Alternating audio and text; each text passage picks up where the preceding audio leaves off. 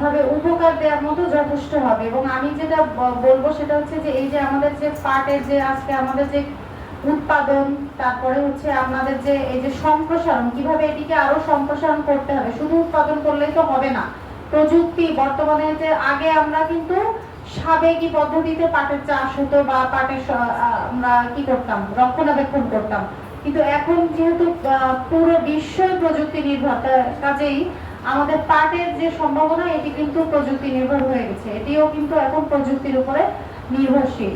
তো আমাদেরকে এই বিষয়গুলোর জন্য আপনাদেরকে অবহিত করার জন্যই কিন্তু এই আজকের যে আমাদের প্রশিক্ষণ এটির আয়োজন করা হয়েছে। এবং আমাদের এখানে আমি শুনলাম যে আমাদের উপজেলা কৃষি অফিসার আসবেন, আমাদের উপপরিচালক কৃষি সম্প্রসারণ অধিদপ্তর